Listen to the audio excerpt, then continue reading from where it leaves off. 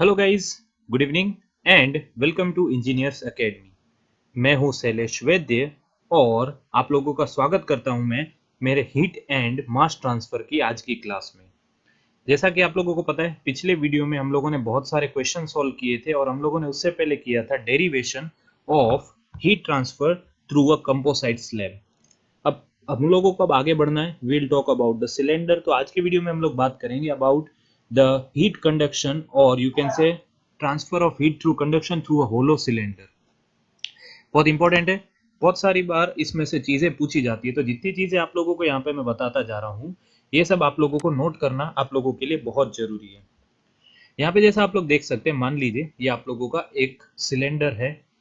Okay, ये cylinder का हम लोग मान लेते हैं रेडियस और सेंटर से ये रेडियस हम लोग मान लेते हैं दिस इज R1 और ये रेडियस को हम लोग मान लेते हैं R2। दो टेम्परेचर होंगे। The temperature in the inside layer हम लोग let's say that is T1 and यहाँ पे T2। अभी हम लोग बात कर रहे हैं खाली कंडक्शन की, हम लोगों ने कन्वेक्शन की कोई भी बात नहीं करी है। तो जब भी ऐसा डेरिवेशन आप लोग करते हो तो हम लोगों ने कंपोसाइट स्लैब और प्लेन स्लैब के लिए कुछ अजम्पशंस लिखे थे जो यहाँ पे भी एप्लीकेबल रहेंगे। वही के वही अजम्पशंस आप लोगों को याद रखने हैं। जैसे क्या था वहाँ पे, स्टेडी स्टेट हीट ट्रांसफर। तो पहला अजम्पशन हमेशा हमारा यही रहेगा that heat transfer steady state के साथ हो रहा है, that means Q remains constant. In short मैंने आप लोगों को ये बताया था। सॉरी, सेकेंड कंडीशन जो मैंने आप लोगों को बताई थी that there is one dimensional heat transfer, मतलब एक ही डायरेक्शन में एक आर डायरेक्शन। अब यहाँ पे हम लोग बोलेंगे, पिछले केस में हम लोगों ने एक्स डायरेक्शन में हीट ट्रांसफर की बात करी थी। Third one is your thermal conductivity remains constant throughout the material. K is constant, आप लोग इसको ऐसे भी बोल सकते हो that it means uniform thermal conductivity. And the fourth one was no internal heat generation. No internal heat generation, ये बात का हम लोगों को यूज करना है। अब यहाँ पे बेसिक सी बात है, आप लोगों को ये मान के चलना है the temperature inside the cylinder is greater then the ambient और द आउटसाइड टेम्परेचर। ये आप लोगों को डायरेक्शन याद रखना है। And always remember the temperature is the function of the radius of your walls. तो यहाँ पे हम लोग बाउंड्री कंडीशन डिफाइन करें। बाउंड्री कंडीशंस हमारे लिए डेरिवेशंस में बहुत बहुत बहुत ज्यादा इंपॉर्टेंट रहती है। तो आई होप आप लोग यहाँ तक तो क्लियर है। मान लीजिए अगर आप लोगों का रेडियस जो है R1 रहता है, तो आप लोगों का टेम्परेचर कितना होगा अंदर वाले रेडियस पे, तब आप लोगों का टेम्परेचर रहेगा T1। और जब आप लोग आउटसाइड रेडियस पे R2 पे चले जाएंगे, तब आप लोगों का टेम्परेचर T हो जाएगा T2। ये कंडीशंस हम लोगों को याद रख के हमारा Fourier's law of heat conduction Q is equals to -KA dt by D R हो जाएगा। यहाँ पे dt बाई डी एक्स नहीं रहेगा, dt बाई डी आर। क्यों? क्योंकि now the direction of heat flow is radially outward. तो ना हम लोग एक काम करते हैं, थोड़ा ऊपर लिख देते हैं मैं इसको रब करके, तो हम लोगों को डेरिवेशन करने में थोड़ी आसानी रहे, जिस वजह से हम लोग अच्छे से आप लोगों को डेरिवेशन समझा सके। देखिए डेरिवेशन क्यों इंपॉर्टेंट है, क्योंकि डेरिवेशन के साथ आप लोगों का कंसेप्ट अच्छे से बिल्टअप हो जाता है। तो इस वजह से मैं डेरिवेशंस पे हमेशा थोड़ा ज्यादा फोकस रखता हूँ। तो यहाँ पे हमारा लॉ से हम लोग चालू करेंगे, Fourier's law of heat conduction से that Q is equals to -KA dt upon D R. अब यहाँ पे बात करें, सिलेंडर है तो आप लोग एरिया कौन सा लोगे, तो एरिया जो लिया जाता है कभी भी वो कॉन्टेक्ट एरिया या सरफेस एरिया लिया जाता है। तो इस वजह से यहाँ पे सिलेंडर के लिए हो जाएगा 2πRL, ये सरकमफरेंस इनटू लेंथ। ये बात का आप लोगों को ध्यान रखना है। तो एरिया इनसाइड जब मैं बात करूंगा तो वो बन जाएगा 2πR1L, और एरिया आउटसाइड A2 की बात करूंगा तो ये बन जाएगा 2πR2L। ये कन्वेक्शन में हम लोग थोड़ा ज्यादा डिटेल में बात कर सकेंगे। तो यहाँ पे अब आप लोगों को क्या करना है, एरिया की वैल्यू पुट कर देनी है that area is equals to 2πRL, ये हो जाएगा dt अपॉन dr। अब आप लोगों को करना कुछ नहीं है, एक मेथड आता था मैथ्स में जिसको हम लोग बोलते थे वेरिएबल सेपरेबल मेथड। वही मेथड यहाँ पे अप्लाई करना है, वेरिएबल्स को सेपरेट करना है। ये थोड़ा बहुत मैंने आप लोगों को बता चुका हूँ ये। तो ये हो जाएगा Q into D R upon R is equal to -K into 2πL। ये सब कांस्टेंट बन के बाहर आ जाएंगे और dt बचेगा, तो दोनों तरफ हम लोग इंटीग्रेशन कर सकते हैं। अब आप लोगों को पता है कि 1/r का इंटीग्रेशन हो जाएगा log r। Limit of integration यहाँ पे देखा जाए तो आप लोगों की रेडियस की लिमिट कहाँ से कहाँ तक होगी, तो ये हो जाएगी R1 टू R2 और टेम्परेचर डिफरेंस की भी कहाँ से रहेगी, T1 टू T2। ये आप लोग यहाँ पे ऐसा लिख सकते हैं। अभी हम लोगों ने लिमिट भी पुट कर दी, तो ये हो जाएगा log R2 बाय R1, सीधी सी बात है। और ये हो जाएगा माइनस के 2πL T2 माइनस T1। पर अब हम लोगों को माइनस हटाना है, तो माइनस हटाने के लिए हो जाएगा 2πL के T1 माइनस T2, और log वाली वैल्यू को मैं ले सकता हूं डिनोमिनेटर में, तो ये हो जाएगा log R2 by R1। Q is equals to most important formula for the radial heat conduction through your hollow cylinder। ये अगर आप लोगों को डेरिवेशन अभी भी हार्ड लगता है तो वापस वीडियो को प्ले करके देख लीजिए, बहुत आसानी से आप लोगों को ये समझ में आ जाएगा, बिल्कुल गड़बड़ नहीं करेंगे आप लोग। इसी तरह हमको पता है that Q is equals to delta T upon R thermal. तो यहाँ पे मैं R थर्मल की वैल्यू भी निकाल सकता हूँ। R thermal is equals to क्या हो जाएगा, डेल्टा T को छोड़ के सारी वैल्यू ले लें तो ये हो जाएगा log को मैं ln भी यहाँ पे लिख सकता हूँ, R2 upon R1 upon 2πL के। This is very very important आप लोगों के लिए। इतना आप लोगों को समझना बहुत जरूरी है कि किस तरीके से मैंने रेडियली आउटवर्ड डायरेक्शन में heat flow, radial conduction heat transfer की वैल्यू निकाली। क्या किया, पहले तो हम लोगों ने बाउंड्री कंडीशन डिफाइन करी। जब आप लोगों का रेडियस R1 है तब टेम्परेचर T1, जब रेडियस R2 है तो temperature T2। Fourier's law of heat conduction apply किया, Q is equals to minus K A D T upon D X हम लोगों ने अप्लाई किया। और अप्लाई करने के बाद यहाँ पे हम लोगों ने फिर वैल्यू पुट करी, जैसे कि एरिया की पुट करी हम लोगों ने वैल्यू। तो एरिया की पुट करने के बाद हम लोगों ने की वेरिएबल सेपरेट, जैसे डी आर को इधर ले गए हम लोग और दोनों तरफ कर दिया इंटीग्रेशन। तो जस्ट आप लोगों के पास फाइनल चीज यहाँ पे इस तरीके से देखने को मिलती है। This is the final equation, कौन सी वाली, ये वाली, of heat transfer through a hollow cylinder. और ये बन जाता है आप लोगों का thermal resistance through your cylinder. अब ये था प्लेन सिलेंडर। हम लोगों ने प्लेन वॉल की बात करी थी, उसकी बात करी थी कंपोसाइट वॉल की। तो यहाँ पे भी अब हम लोग बात करेंगे कंपोसाइट सिलेंडर की। कंपोसाइट सिलेंडर मतलब मैंने एक लेयर और चढ़ा दी है। तो यहाँ पे अगर मैं इसकी बात करूँ तो ये मैं लिख दूँ रेडियस सेंटर, सॉरी, तो ये आप लोगों के 3 रेडियस मिल जाएंगे। ये मिलेगा आप लोगों को R1, ये मिलेगा R2 और ये मिलेगा R3। 3 रेडियस आप लोगों को मिलेंगे। 3 रेडियस मिले, 3 आप लोगों को टेम्परेचर भी मिलेंगे, तीनों के तीनों सरफेस पे, इनसाइड मोस्ट पे T1, इंटरमीडिएट में T2 और आप लोगों के आउटसाइड लेयर पे T3। ये 3 आप लोगों के टेम्परेचर भी हो गए। अब यहाँ पे सीधी सी बात है, टेम्परेचर रेंज होगी T1 is greater than T2 and T2 is greater than T3. That means the highest most temperature is always inside your cylinder। ये आप लोगों को ध्यान रखना है। कंडीशंस जो assumptions थे हमारे वो यहाँ पे भी अप्लाई होंगे। फर्स्ट assumption मैं लिख नहीं रहा हूँ इस बार, स्टेडी स्टेट हीट ट्रांसफर है।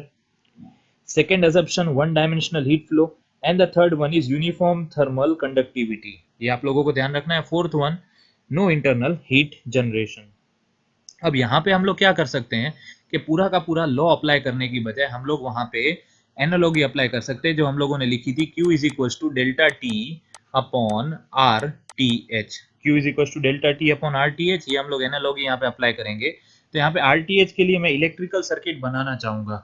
इलेक्ट्रिकल सर्किट कैसे बनता है, पहले आप लोगों का temperature, inside most temperature T1, T1 से आप लोग जा रहे हो T2 की तरफ, तो बीच में आप लोगों का रेजिस्टेंस मिलेगा जिसको हम लोग बोलते हैं R1, और यहाँ पे मिल गया टेम्परेचर T2। इसी तरह मैं T2 से जा रहा हूँ T3, तो मुझे एक बीच में रेजिस्टेंस मिलेगा R2 और ये मुझे मिल जाएगा टेम्परेचर T3। बस इस तरीके से मुझे वैल्यू पुट कर देनी है। हमको पता है दैट अभी हम लोगों ने लिखा that the thermal resistance for a cylinder is always equals to ln R2 by R1 upon 2πL K. ये अभी हम लोगों ने लिखा है 2πL के। यहाँ पे वैल्यू पुट करें तो T1 और T2 के बीच में रेडियस R1 और R2 है, तो यही की ये इक्वेशन रिपीट हो जाएगी, ln R2 by R1 upon 2πL के। हो जाएगा? जी हाँ, हो जाएगा बहुत आसानी से। और इसी तरह यहाँ पे अगर बात करें तो यहाँ पे आप लोगों की वैल्यू हो जाएगी ln R3 by R2 upon 2 pi L K. 2 pi L के तो कॉमन रहेगा, हाँ K1 और K2 यहाँ पे दो मटेरियल है, ये भी बता देता हूँ। मान लीजिए इस मटेरियल की थर्मल कंडक्टिविटी है K1 और इस मटेरियल की थर्मल कंडक्टिविटी है K2। अब हम लोग फॉर्मूला में वैल्यू पुट कर दे तो ये बन जाएगा आप लोगों का, जैसे यहाँ पे हम लोगों ने लिखा था Q is equals to delta T. अब देखिए डेल्टा टी क्या हो जाएगा, डायरेक्टली आप लोगों का higher temperature T1 minus the lower most temperature T3 upon R T H1 plus R T H2, thermal resistance of layer 1 plus thermal resistance of layer 2। तो ये इतना आप लोगों को ध्यान रखना है। वैल्यू जैसे मैं पुट करूं तो यहाँ पे ये हो जाएगा T1 minus T3 upon R T H1, मतलब ये हो जाएगा ln R2 by R1 upon 2 pi L K 1 plus ln R3 by R2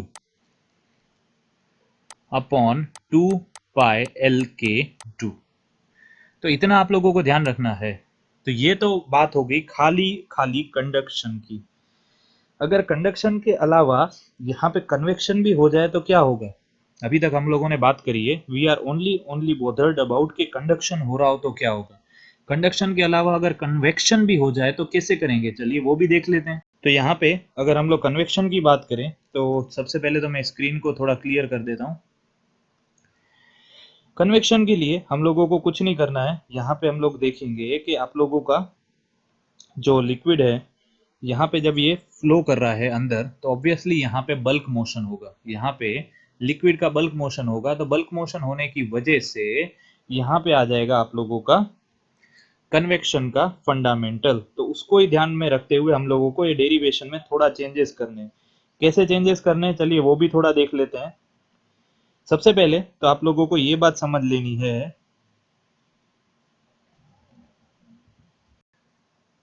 कि आप लोगों का जो यहाँ का जो अंदर का टेम्परेचर है इसको हम लोग बोल सकते हैं TG, the temperature of the gas और लिक्विड इनसाइड, और ये बन जाएगा T इंफिनिटी।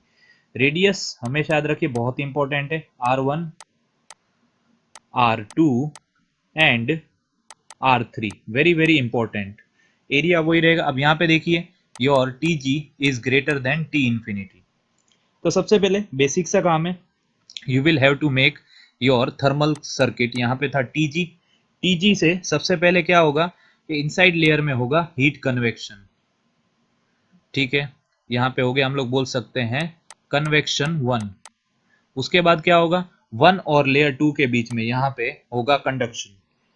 कंडक्शन होगा तो यहाँ पे हम लोग कंडक्शन का सर्किट बनाएंगे, वैल्यू भी लिखते जाएं। तो हम लोगों को पता है that R thermal for convection, हम लोग क्या बोलते हैं उसको 1/HA, और आर थर्मल फॉर कंडक्शन तो हम लोग उसको बोलते हैं L/AK।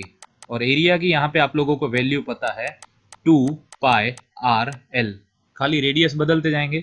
तो कन्वेक्शन 1 हम लोग बोल सकते हैं 1/H1 इंटू 2 पाई R1L बोल सकते हैं, 2 पाई R1L। एरिया 1 लिख दिया, थोड़ा मैं बड़ा ही सर्किट बनाता हूँ। यहाँ पे होगा अब T1 और T2 के बीच में, मान लीजिए यहाँ पे टेम्परेचर है T1 और यहाँ पे टेम्परेचर है T2, इन दोनों के बीच में कंडक्शन हो रहा है। कंडक्शन का क्या हो जाएगा, यहाँ पे मैंने हम लोगों ने अभी इसके लिए सिलेंडर के लिए डिराइव किया था ln, अब देखिए 1 और 2 के बीच में है तो रेडियस हो जाएगा R2/R1 अपॉन 2 पाई LK1। 2 पाई LK1, ये देखिए इस लेयर की थर्मल कंडक्टिविटी हमको पता है K1, इसकी थर्मल कंडक्टिविटी K2। अब देखिए T2 और T3 के बीच में भी कंडक्शन होगा तो ये ln हो जाएगा R3/R1। जो हम लोगों ने पिछला केस किया था वो तो R3/R2, सॉरी, जो पिछला केस किया था वो तो आएगा ही, अपॉन 2 पाई LK2। और लास्ट में यहाँ पे हो जाएगा आप लोगों को कन्वेक्शन आउटसाइड, तो इसका फॉर्मूला हो जाएगा 1/, हम लोग मान लेते हैं यहाँ पे H2 है, outside convection heat transfer coefficient H2, और उसके साथ एरिया हम लोग डालेंगे जो हो जाएगा 2 पाई R3L। ध्यान रखिए एरिया जो हो जाएगा वो आ जाएगा आप लोगों का 2 पाई R3L। तो यहाँ पे हम लोग वैल्यू पुट करें तो हम लोगों को बेसिकली ये तो पता ही है that Q is equals to delta T upon R. तो ये बन जाएगा T G minus T infinity, T G minus T infinity upon upon हम लोग वैल्यू पुट कर सकते हैं फर्स्ट रेजिस्टेंस की, वो हो जाएगा 1 अपॉन एच वन इंटू 2 पाई R1L प्लस सेकेंड की पुट करें ln R2/R1 upon 2 pi L K1 plus ln R3/R2 upon 2 pi L K2 plus last outside convective heat transfer coefficient, ये हो जाएगा 1 upon H2 into 2 pi R3L। So this is how you deal with the conduction through a composite cylinder, conduction and convection। यहाँ पे हम लोगों को ये बात रखनी है, हम लोगों ने convection भी कंसीडर किया है through a composite cylinder। तो ये आप लोगों को ध्यान रखना है कि इस तरीके के क्वेश्चंस हम लोगों को एग्जामिनेशन में बहुत बार पूछे जा सकते हैं। आप लोगों को फॉर्मूला पता होना चाहिए, किस तरीके से वैल्यू वहां पे अप्लाई करनी है ये भी पता होना चाहिए, और वहां पे आप लोगों को बहुत सारी चीजों का बहुत ध्यान रखना है कि आप लोग वहां पे एग्जामिनेशन में कोई वैल्यू में गलती ना करें। चलिए एक नॉर्मल सा इलस्ट्रेशन ले लेते हैं। यहाँ पे ये स्टील पाइप, ये इंजीनियरिंग सर्विसेज कन्वेंशनल पेपर में आ चुका है।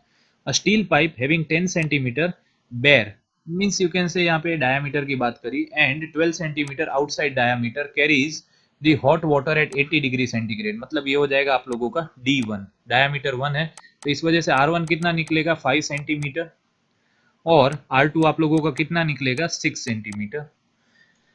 When the surrounding temperature is 15 degree centigrade, 80 degree centigrade मतलब ये Tg आप लोगों का हो गया, और सराउंडिंग टेम्परेचर T इन्फिनिटी हम लोग बोल सकते हैं the thermal conductivity of the pipe, K single pipe है, K हो गया ये watt per meter Kelvin, and inner and outer heat transfer coefficients are 1 kilowatt per meter square and 9 kilowatt per meter square। ये हो गया HI और ये हो गया HO। Calculate the heat loss पर मीटर लेंथ, मतलब Q अपॉन L निकालना है आप लोगों को, and the surface temperature, surface temperature मतलब T1 और T2 आप लोग ऐसा बोल सकते हो, यहाँ पे आप लोगों को ढूंढ के निकालना है। एक्चुअली एक ही टेम्परेचर मिलेगा। तो चलिए इसको सॉल्व करते हैं। ये किसका एग्जांपल है, जब यहाँ पे इस फिगर में हम लोग कंसीडर करते हैं कन्वेक्शन। इसको मैं पूरा क्लीन कर दूं, यहाँ पे मैं इसको पूरा क्लीन कर देता हूँ, इधर ही हम लोग इसका डेटा मान के चल लेंगे तो आप लोगों को अच्छे से आसानी से आप लोग समझ सकें। तो वहां से हम लोग डेटा थोड़ा कैरी फॉरवर्ड कर लेते हैं। क्या क्या दिया हुआ है आप लोगों को, R1 दिया हुआ है, मैंने D से R निकाल लिया। आप लोगों को R1 दिया हुआ है कितना 5 सेंटीमीटर, R2 हो जाएगा आप लोगों का 6 सेंटीमीटर। फिर आप लोगों को दिया हुआ है Tg, जो गैस का जो टेम्परेचर है that is 80 degree centigrade, and T infinity is 15 degree centigrade. और आप लोगों को दिया हुआ है किसकी वैल्यू, K की वैल्यू दी हुई है 54 वॉट पर मीटर केल्विन, और दिए हुए हैं आप लोगों को H1 और H2, H1 और H2। H1 मींस इनसाइड हम लोग बोलेंगे 1, क्या दिया हुआ है किलोवाट पर मीटर स्क्वायर, एंड ये दिया हुआ है 9 किलोवाट पर मीटर स्क्वायर केल्विन। अब देखिए किलोवाट में दिया हुआ है तो ऑब्वियस सी बात है हम लोग इनको वॉट में कन्वर्ट करेंगे, तो ये हो जाएगा 1000 और 9000, ये आप लोगों को ध्यान रखना है। उसके बाद अब हम लोग जब फॉर्मूला बनाते हैं तो हम लोगों को पता है that Q is equal to हो जाता है delta T upon R T H. तो इसका आर टी एच क्या निकलेगा, पहला सर्किट जो है आप लोगों का TG, वहां पे होगा कन्वेक्शन, क्या होगा वहां पे कन्वेक्शन, क्या हो जाएगा 1 upon H1 into area, area क्या हो जाएगा 2 पाई R1L होगा। फिर हो जाएगा टेम्परेचर T1, यहाँ पे होगा आप लोगों का कंडक्शन, कंडक्शन क्या हो जाएगा, वो हो जाएगा आप लोगों का ln R2/R1 upon 2 pi L K, पर यहाँ पे L लिखने की जरूरत नहीं, वो मैं आप लोगों को बाद में बताता हूँ। और फिर आप लोगों का टेम्परेचर यहाँ पे वापिस हो जाएगा T2, आप लोग सरफेस टेम्परेचर देखिए ये T1, ये T2 और ये इनसाइड आप लोग TG और T इन्फिनिटी ऐसे भी कर सकते हो, वो ना भी लिखे तो भी चलेगा, एक ही बात है। और ये फिर यहाँ पे लास्ट वन जो हो जाएगा 1 अपॉन H2 2 पाई R2L। वैल्यू पुट करें तो Q is equal to directly हो जाएगा delta T 80 minus 15 upon 1 upon, अब देखिए H1 की वैल्यू कितनी है आप लोगों के पास 1000 इंटू 2 पाई, खाली R1 डालेंगे। अब देखिए R1 5 सेंटीमीटर है, मतलब उसको मीटर में कन्वर्ट कर लीजिए तो ये हो जाएगा 0.05। L लिखने की कोई जरूरत नहीं है क्योंकि हम लोगों को Q बाय L ही निकालना है, प्लस ये हो जाएगा ln R2 कितना हो जाएगा आप लोगों का 6/5। यहाँ पे आप लोग पॉइंट करने की जरूरत नहीं है, वो डिवाइड होके एक ही बात हो जाएगी। मीटर में कन्वर्ट करो या नहीं करो, जब डिवीजन होता है तो कोई टेंशन लेने की जरूरत नहीं है। अपॉन 2 पाई इंटू खाली के 54 plus again 1 upon 9000 into 2 into pi into most outer radius into 0.06। आप लोगों का काम है इसको सॉल्व करके आंसर बताना। ये आंसर आप लोगों का आ जाएगा वॉट पर मीटर स्क्वायर में। ये आप लोगों को कमेंट करके जरूर बताना है आप लोगों को, क्योंकि ऐसा है कि सब चीजें मैं सिखाता रहूंगा, यहाँ पे सॉल्व करता रहूंगा, तो आप लोग क्या करोगे। और इस वजह से आप लोग थोड़े लेजी ना हो जाएं, इस वजह से यहाँ पे मैं आप लोगों को ये होमवर्क दे रहा हूँ। आप लोगों को कमेंट करना है कि आप लोगों का इसका आंसर क्या आता है। मैं आगे बढ़ जाऊंगा मेरे अगले सम के ऊपर। Stainless steel tube KS of 2 cm ID and 5 cm OD is insulated with a thick asbestos layer Ka of 0.2 watt per meter Kelvin.